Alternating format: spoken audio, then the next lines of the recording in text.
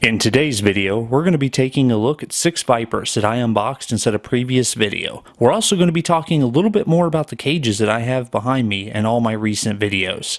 Stay tuned. Warning, all venomous snake handling in this video is performed by a professional. Please don't try anything you're about to see at home. Hey YouTube, how's it going? Venomman20 here tonight. I'm actually working my way down the line watering all the arboreal vipers. It's probably be a pretty good time to give you guys an update on like the little arifer and the squamager that I unboxed probably, what, maybe a month and a half ago? You guys haven't seen them since then, so let me go ahead and show you how they're doing.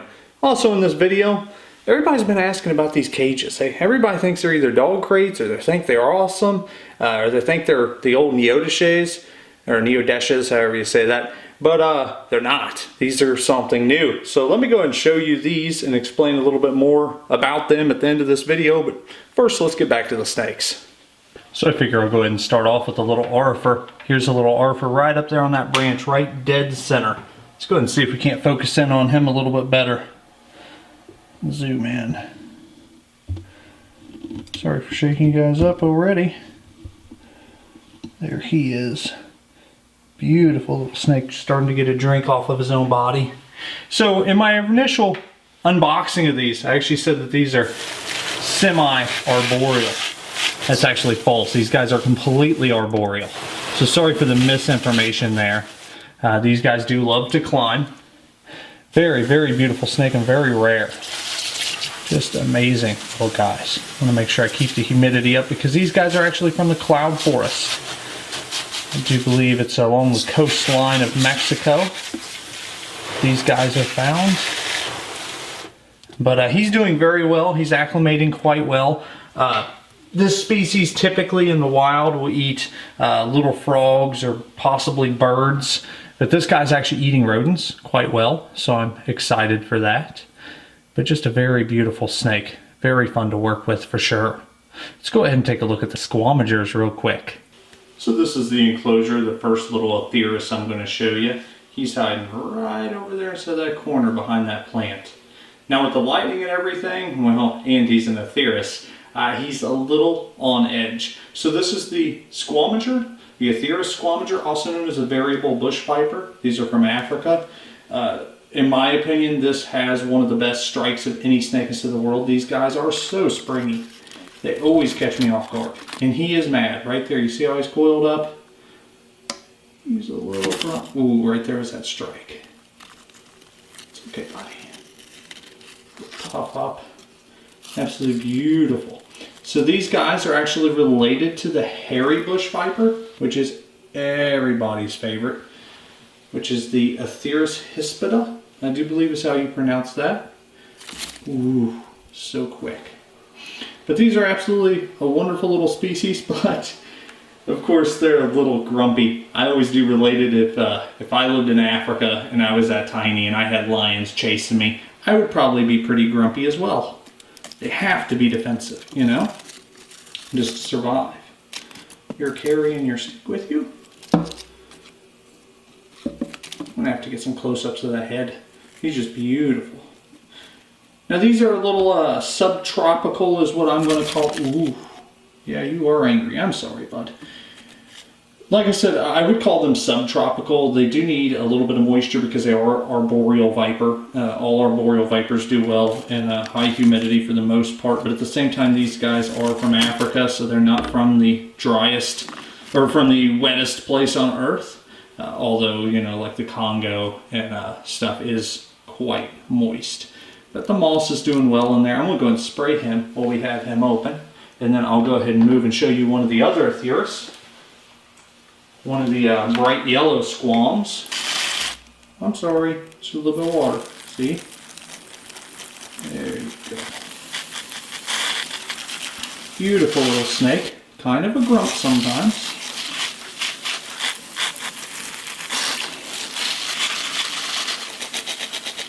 There we go. Raise that humidity a little bit. All these guys have been feeding pretty well, which I'm excited about. All of them are eating rodents pretty decently. Had a few little hiccups at the first, just like my speech patterns.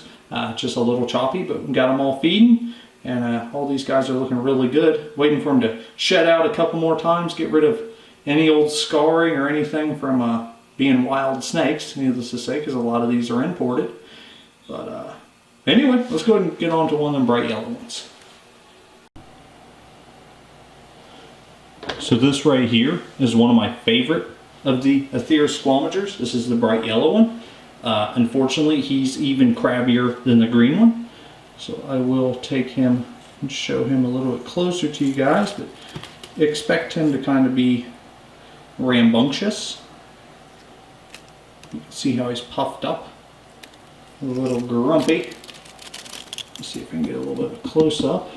Here we go. Beautiful green eyes on this guy, just gorgeous. A little bit of a scab right there. It happens. Hey, little guy. Maybe too bad of a grump? No? Okay, well, I'm going to spray him over there too. He doesn't have any of the moss inside the enclosure. I actually ran out of moss. But I will be getting more, so he will have moss just like the other guys and girls. Just a little bit more for you. I don't know if you can see it, his jaws are actually pulsating. That's him drinking. I actually zoomed in as far as I can zoom.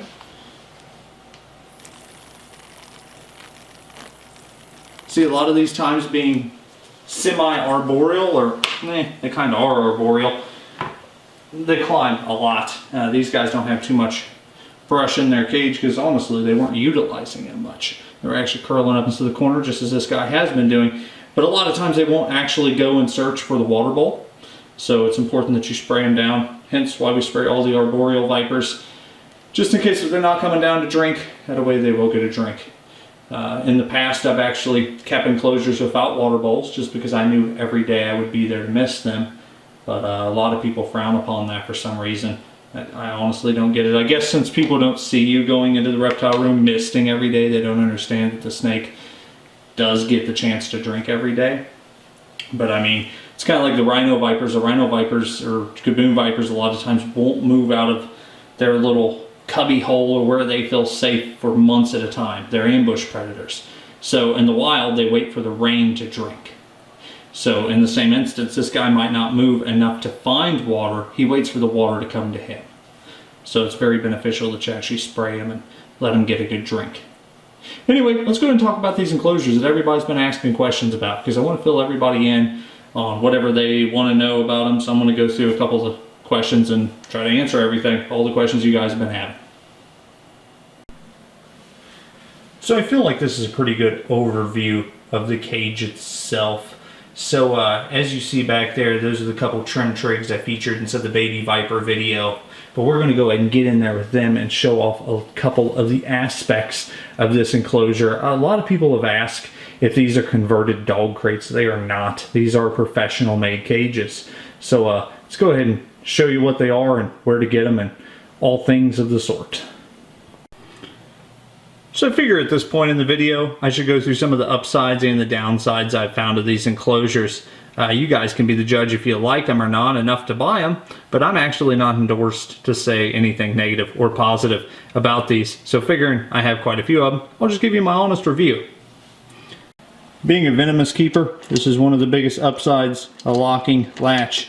Now they don't all have locking latches, which is fine because the building locks, so that's not really relevant. But all of them do have securely fastening doors, which is nice. Only unfortunate part is if you lose the key, like I tend to lose everything, you might have to unscrew the assembly to get back into the enclosure. But that hasn't happened yet, so let's knock on wood and hope that it doesn't. Next thing is the doors open outwards instead of sliding. That's a little weird for me. I'm used to sliding doors, but I mean, it is what it is. I've got used to them. They work out pretty decently. One of the great things about these enclosures, you're probably wondering why I don't just go with glass Exoterras or the Zoomeds, which I do really like the looks of. Around here, we have a lot of hard water, so we get the hard water stains. So these plastic sides, as I'm spraying animals like this, all the arboreals, I don't get that deposit. I don't get that lime scale or that calcium deposit on that you would on the glass, which is almost impossible to get off and just a real pain in the butt. Plus these hold humidity pretty well. But another great selling point, let me go ahead and scoot on in here. Watch out for the vipers. Are the tops.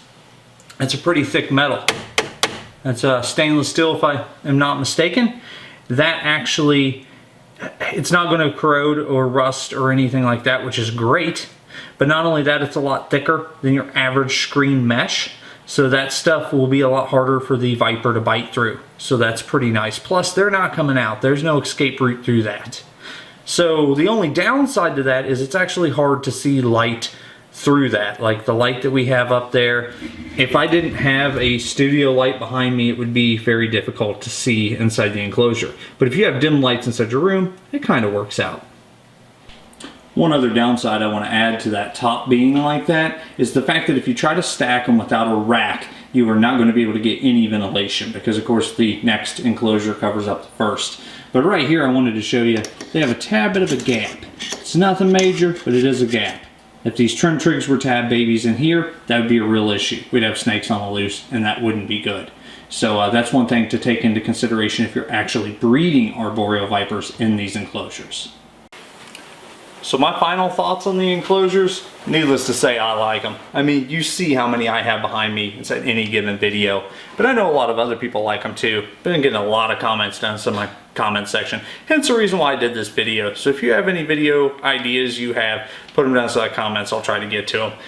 But besides that, I know also the St. Louis Zoo is also bought some of these cages for the off the display animals. Not sure if other zoos have done the same or not. But I don't actually know how to get a hold of the guy. The guy's name is Joe Damke, if I'm saying his name right, really hope I am, who makes these. I have a friend that just calls him up and says, hey, we need a couple more enclosures. So I've been looking for a Facebook page and a website. I haven't been able to find either as of right now of the filming of this video. I'm going to try my best by the time I upload this video to have a link. So check down in the description for that. Otherwise, you can get a hold of me if you just have to have these enclosures. If he's making it for the general public, I will try my best to get you something. But hopefully I'll have something down there in the description. Lastly, the squamagers. I know this is the initial video I had 5 and I only showed you 2 tonight. It's just because I don't want this video to run on and on and on and on. So with that being said, the other 3 are doing absolutely wonderful. I will show you those at a later video, but I have a lot of snakes to show you. So with that being said, I don't know, we might push him off a little while since you've already met them, seen them, know they're doing well, and I'll show you a couple other species you haven't seen. Whew. Really glad I made it through that video. Glad you guys did too. If you enjoyed it, make sure you subscribe to my channel. Not only that, don't forget to bite that like button. It really helps me out. Anyway, check back soon for new content, and this channel is always about learning, so if you have any reptile questions, go ahead and leave them down there in the comments. Anyway, have a good night.